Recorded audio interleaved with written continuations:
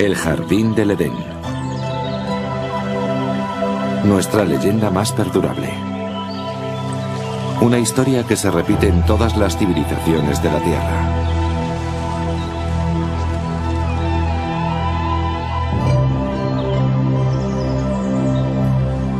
Una historia sobre la seducción, la ira de Dios y el paraíso perdido.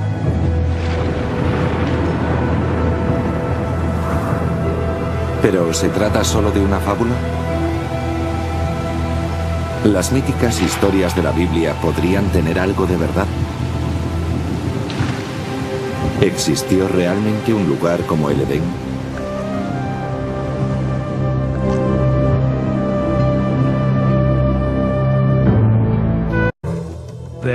Sus métodos eran muy directos. La conquista era brutal, de desplazamiento rápido, sistemático y eficiente. En los bajorrelieves de los palacios asirios se pueden ver sus máquinas de asedio. Los soldados alzaban sus escudos para protegerse de las flechas arrojadas desde la muralla. Eran soldados profesionales, parte de la maquinaria.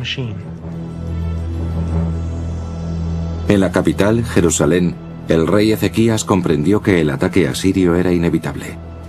Ordenó excavar un acueducto subterráneo bajo la ciudad en un esfuerzo por mantener el suministro de agua si eran asediados. El plan de Ezequías funcionó. La Biblia nos relata que el Señor salvó a Jerusalén y el rey de Asiria tornó avergonzado a su tierra. La versión de Sennacherib sobre el conflicto está inscrita en un prisma de arcilla que fue hallado en Nínive. Coincide con el relato bíblico hasta en sus mínimos detalles, pero bajo una perspectiva totalmente diferente. En cuanto a Ezequías el judío, quien no se quiso postrar ante mí en sumisión, sometí y conquisté 46 ciudades fuertemente amuralladas de su reino. El tremendo esplendor de mi dominio le abatió. Los sucesos se cuentan desde ángulos distintos, pero están en concordancia. Si dos personas relatan un mismo acontecimiento, sus versiones serán diferentes. En cuanto al relato de la invasión de Sennacherib, ambas partes cuentan el mismo acontecimiento histórico sin ninguna contradicción entre ellas. No hay contradicciones excepto una: el resultado. En la versión de Sennacherib, Ezequías es encerrado en Jerusalén como un pájaro en su jaula. En cambio, en la Biblia, el ejército asirio es detenido por las murallas de Jerusalén. Es quizá el ejemplo más antiguo de la tergiversación informativa. Pero la última palabra la tiene el Dios de los israelitas. Acabaré con los asirios en mi tierra, dice la Biblia, porque mediante la voz del Señor los asirios serán derrotados. Isaías capítulo 6. Y la Biblia nos cuenta que Dios destruyó Nínive y el trono de los grandes reyes asirios. Pero este no fue el primer exterminio. Mucho antes el Todopoderoso había aniquilado una civilización entera. En la Biblia no se menciona ni una vez su nombre, pero se trataba de Sumer y del primer relato sobre una gran inundación. Es una de las historias más conocidas de la Biblia, la del Arca de Noé. Un Dios airado, una barca de madera y un diluvio. Es la historia de Noé y su familia huyendo en el arca rodeados de animales y sobreviviendo al castigo divino, mientras el resto de la humanidad sucumbe. Es un relato primitivo que remueve nuestros más ocultos temores y esperanzas. Una historia relatada en la Biblia, pero también en otro texto antiguo, un texto descubierto en las ruinas de Sumer.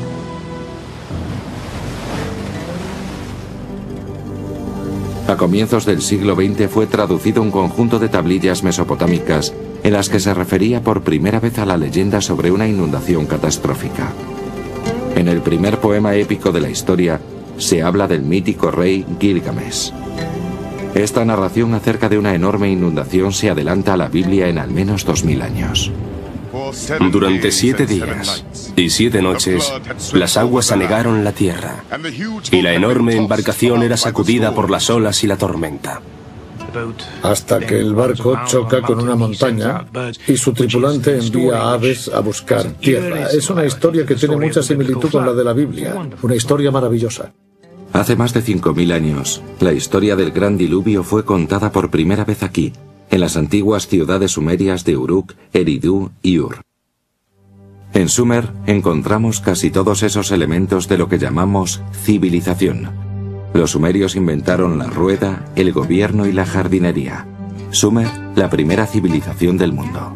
En una tierra donde escaseaba la piedra, los sumerios inventaron los ladrillos de adobe, tal y como se siguen utilizando en construcciones actuales. Y a partir de estos sencillos bloques erigieron los primeros monumentos, los zigurat, templos que se alzaban decenas de metros sobre el suelo. Los sumerios dividieron la hora en minutos y estos en 60 segundos, e incluso la educación escolar. ¿A dónde vas? A ningún sitio. Si no vas a ningún sitio, ¿por qué andas vagando por ahí? Ve a la escuela, preséntate a tu profesor, expon tus dudas, escribe tus tablillas. ¿Me has entendido? Conocemos las asombrosas invenciones de los sumerios y su vida cotidiana gracias a su invento más sensacional, la escritura. Estamos al tanto de sus antiguas leyes y sus secretos porque fueron escritos en su momento, una labor que nadie había acometido con anterioridad, que se sepa. Es una ventana, pero una ventana compuesta por muchos vanos. Algunos nos permiten ver a su través, pero otros no. Nos falta mucho más de lo que tenemos. Y aunque lo que tenemos es importantísimo, debemos recordar que solo son fragmentos de la vida de personas que no vemos ni podremos ver nunca y que son fragmentos limitados por el espacio. Hace 5000 años grabaron sus relatos en arcilla, permitiéndonos apreciar el mundo en los primeros pasos hacia la civilización. Como pueblo, los sumerios eran muy parecidos a nosotros. Les gustaba verse con amigos, beber cerveza y todas esas cosas. Hay varios conjuntos de poemas que narran la preparación de una muchacha para el encuentro con su amado, cómo se lava, se viste y se arregla en espera de que llegue el muchacho.